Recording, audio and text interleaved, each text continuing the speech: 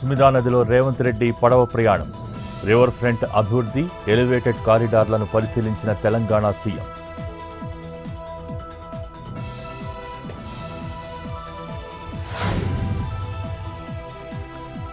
AP liquor స్కామ్లో ఇవాళ SIT విచారణకు హాజరు కానున్న మిథున్ రెడ్డి, న్యాయవాదితో విచారణకు వెళ్లేందుకు అనుమతించిన హైకోర్టు.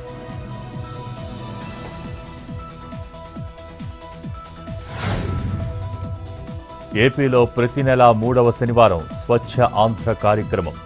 ఈ వ్యర్థాల సేకరణ, వాటిని సురక్షిత పద్ధతుల్లో రీసైకిల్ చేయడమే థీమ్.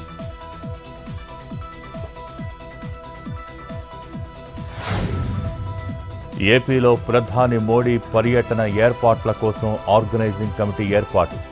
మంత్రులు లోకేష్, నారాయణ, పయ్యావుల, నాదెండ్ల, కొల్లు, సత్యకుమార్తో కమిటీ.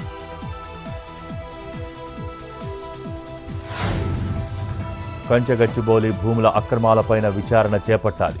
కాంగ్రెస్, బీజేపీ ఒకటి కాదని మోడీ నిరూపించుకోవాలంటూ కేటీఆర్ ట్వీట్.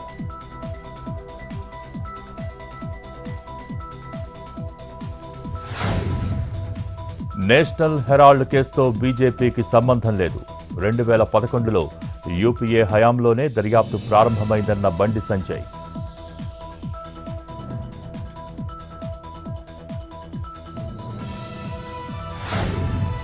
మరో 2 రోజుల పాటు తెలంగాణలో వర్షాలు. హైదరాబాద్లో కొనసాగుతున్న ఆరెంజ్ అలర్ట్.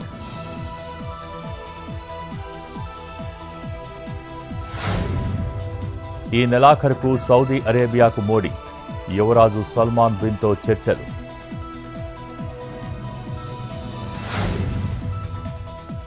రక్షణ రంగంలో స్వయం సమృద్ధే లక్ష్యం.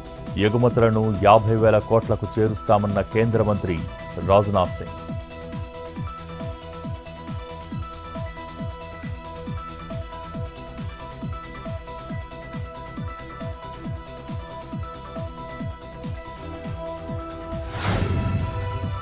ఆపరేషన్ మడ్ పేరుతో చొచ్చుకుపోతున్న భద్రతా బలగాలు. పెద్ద ఎత్తున ఆయుధాలు, సామాగ్రి స్వాధీనం.